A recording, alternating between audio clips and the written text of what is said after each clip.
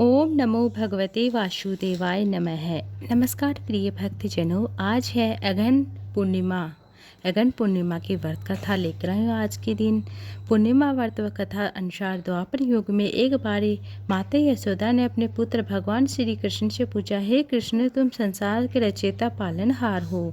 आज मुझे कोई ऐसा उपाय बताइए जिसे करने से स्त्रियों को सौभाग्य की प्राप्ति हो और साथ ही उनकी सभी मनोकामनाएं पूर्ण हो जाए। तब श्री कृष्ण ने कहा, हे माता, मैं आपको एक अचूक उपाय विस्तार से बताता हूँ। स्त्रियों को सौभाग्य की प्राप्ति के लिए 32 पूर्णिमासी का व्रत करना चाहिए। इस धरती पर एक राजा थे जिनका नाम चंद्रहास था। वे अनेक प्रकार के रत्नों से परिपूर्ण और कांतिका नाम की नगरी में राज्य करते थे। उसी नगरी में एक धनेश्वर नाम का ब्राह्मण रहता था जिसकी स्त्री अति सुशील और रूपवती थी। उस ब्राह्मण के घर में धन धान्य किसी प्रकार की कमी नहीं थी, लेकिन उसकी कोई संतान नहीं होने की वजह से वह बड़ा दुखी रहता था। एक दिन उस नगरी में एक तपस्वी आया। वह तपस्वी उस ब्राह्मण के घर को छोड़कर सभी घरों में भिक्षा मांगने जाता था और अपना पेट भरता था। एक दिन तपस्वी भिक्षा को प्रेम पूर्वक खा रहा था। ब्राह्मण धनेश्वर योगी को यह सब कार्य करते देख लिया। धनेश्वर योगी उसके पास जाते हैं, बोलते हैं, महात्मन, आप सभी घरों में भिक्षा लेने जाते हैं लेकिन मेरे घर कभी नहीं आते। मैं इसका कारण क्या जान सकता हूँ? योगी ने कहा कि निसंतान के घर की भिक्षा पतितों के अन्न के तुल्य होती हैं। ऐसे में जो भी पतितों का अन्न खाता है वह पतित हो जाता है। चूँकि तुम निसंतान हो इसलिए मैं तुम्हारे घर अनाज भिक्षा नहीं लेने आता हूँ। क्योंकि योगी की इस बात से धनेश्वर बड़ा दुखी होता है। वह योगी के पैर पकड़ लेता है, पैरों पर गिर रोने लगता है, कहने लगता है, हे महाराजन, कृपया करके मुझको पुत्र प्राप्ति का उपाय बताइए। मैं पुत्र न होने के कारण बहुत बड़ा दुखी हूँ। सब कुछ होते हुए भी मैं बहुत दुखी हूँ। आप मेरे इस दुख का निवारण कीजिए। यह सुनकर योगी कहने लगते, हे ब्राह्मण, तुम चंडी की आराधना करो। योगी कहे अनुसार धनेश्वर ने वन में जाकर चंडी की आराधना की, उपवास किया। चंडी ने 16वें दिन उसे सपने में आकर दर्शन दिया। कहा, हे धनेश्वर, तेरे पुत्र होंगे लेकिन वह 16 वर्ष की आयु तक ही जीवित रहेगा। लेकिन यदि तुम दोनों स्त्री पुरुष 32 पूर्णिमासी का व्रत करोगे तो वह दीर्घायु का हो जाएगा। प्रातःकाल तुम्हें इस स्थान से एक आम का वृक्ष मिलेगा। उस पर चढ़कर एक फल तोड़कर शीघ्र ही अपने घर को जाना। फल अपनी पत्नी को दे देना। ऋतु स्नान के बाद वह स्वच्छ होकर भगवान शंकर का ध्यान करते उस फल को खा लेगी। तब शंकर भगवान की कृपा से उसको गर्भ ठहर जाएगा। धनेश्वर ने ठीक वैसा ही किया। उसकी स्त्री गर्भवती हो गई। देवी जी के असीम कृपा से वह अत्यंत सुंदर पुत्र उससे गर्भ से उत्पन्न होता है, जिसका नाम उसने देवीदास रखा।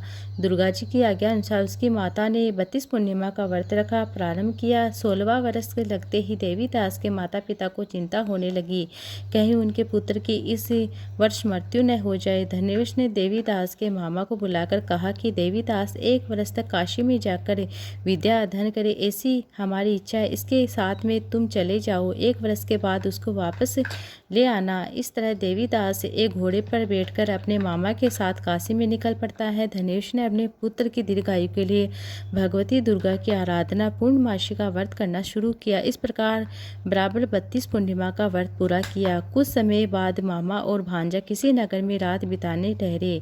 उस दिन उस गांव के ब्राह्मण की कन्या का विवाह होने वाला था, जिस धर्मशाला में वर और उसकी बारात ठहरी थी वहीं देवीदास उसके मामा भी ठहरे थे। संयोग से कन्या को तेल आदि चढ़ाकर मंडप आदि का कृत्य किया गया। लगन के समय वर को ध्रुवावत हो गया।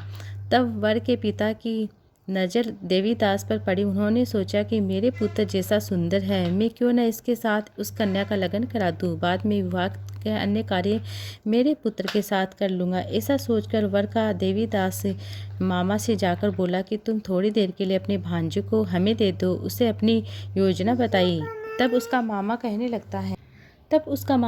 लगता है कि जो कुछ भी मधुपर्क आदि कन्यादान के समय वर को मिलेगा वह सब हमें दिया जाएगा, तो मेरे भांजे को इस बारात का दूल्हा बना दूंगा। ये बात वर के पिता स्वीकार कर लेते हैं। इस तरह से देवीदास विवाह उस कन्या के साथ हो जाता है। पत्नी के साथ वह भोजन न कर सका और अपने मन में सोचने लगता है कि न जाने कैसी स्त्री होगी। लड़के को ऐसा करना सही नहीं लगा। उसे आंखों में आंसू आ गए। तब वधू ने पूछा कि क्या बात है, आप इतने दुखी क्यों हैं? तब उसने बातें लड़की को सारी बात बता दी। तब कन्या कहने लगती हैं, अब हमारी शादी हो गई। देव, ब्राह्मण और अग्नि के सामने मैंने आपके लिए आपको अपना पति बना लिया, इसलिए अब आप मेरे पति हैं। अब मैं आपकी ही पत्नी हूँ, किसी अन्य की नहीं हूँ।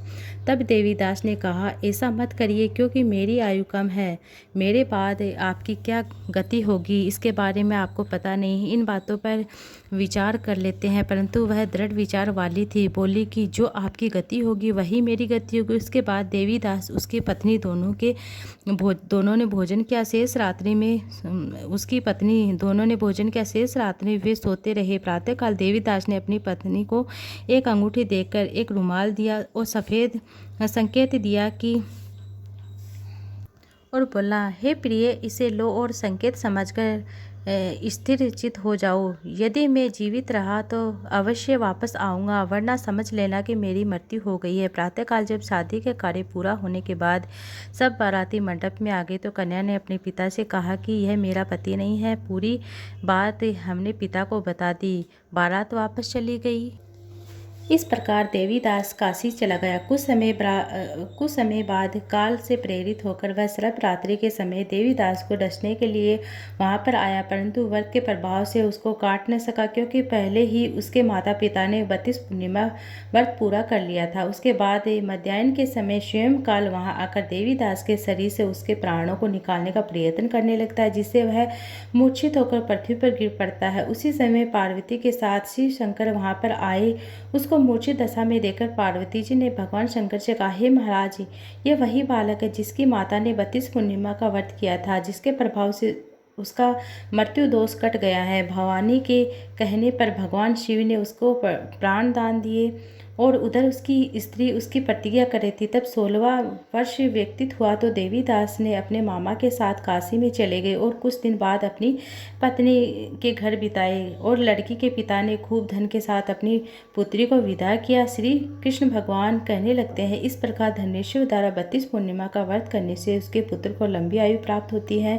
अंत जो स्त्री वे व्रत रखती हैं, 32 पूर्णिमा का व्रत रखती है, वे जन्म जन्मांतर के वैधव्य का दुख नहीं भोगती है और सदैव सौभाग्यवती रहती है। व्रत पुत्र पौत्र देने वाला, सभी मनोकामनाओं को पूर्ण करने वाला होता है। ये थी 32 पूर्णिमा की व्रत कथा। मार्गशीर्ष माह की अंतिम पूर्णिमा है, मार्गशीर्ष महीने की पूर्णिमा है। आप यह कथा जरूर से सुनिएगा।